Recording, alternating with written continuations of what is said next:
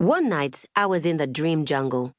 It was not a dream, but a memory that jumped up in my sleep to usurp it.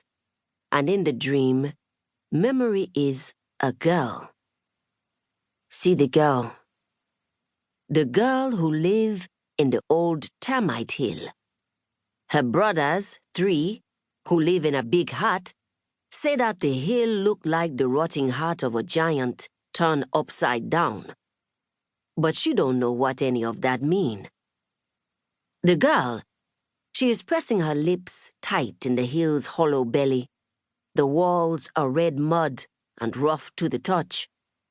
No window, unless you call a hole a window, and if so, then many windows, popping all over and making light cut across her body up, down, and crossway, making heat sneak in and stay, and making wind snake around the hollow. Termites long ago leave it, this hill. A place nobody would keep a dog, but look how this is where they keep her.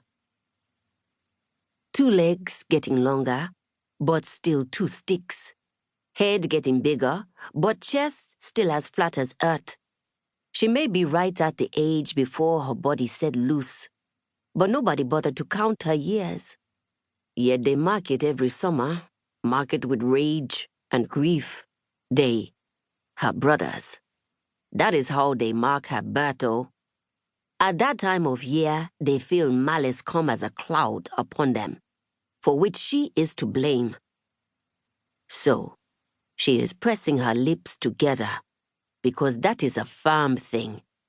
Her lips as tight as the knuckles she's squeezing. Resolve set in her face to match her mind. There. Decided.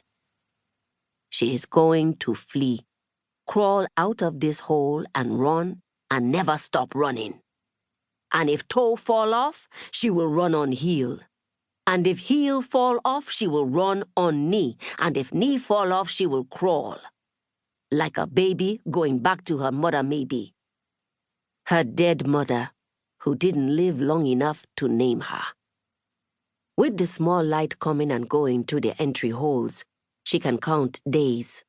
With the smell of cow shit, she can tell that one brother is tilling the ground to plant new crops, which can only mean that it is either Ab or Gidada, the 9th or 10th day of the Kamsa moon.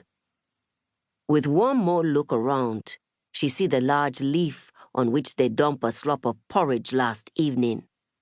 One of only 2 times every quarter moon that they feed her, when they remember. Most of the time they just let her starve, and if they finally remember late in the night, they say, it's too late anyway. Let some spirit feed her, in dreams. See the girl. Watch the girl as she hear. It is through her brothers yelling about when to plant millet and when to rest the ground that she learns season from season. Days of rain and days of dry tell her the rest. Otherwise, they just drag her out of the termite hill by rope bound to the shackle they keep around her neck, tie her to a branch and drag her through the field, yelling at her to plow the cow shit, goat shit, pig shit, and deer shit with her hands. Dig into the dirt with your hands and mix the shit deep so that your own food, which you don't deserve, can grow. The girl is born with penance on her back, and to her 3 brothers, she will never pay it in full. Watch the boys, her brothers, the other 2 laughing at the youngest one screaming. Boys like they were born, wearing nothing but yellow, red, and blue straw pads on their elbows and shins, and tiny straw shields over their knuckles. The other 2 both wear helmets that look like straw cages over their heads, helmets in yellow and green. The girl crawled out of her oven to watch them.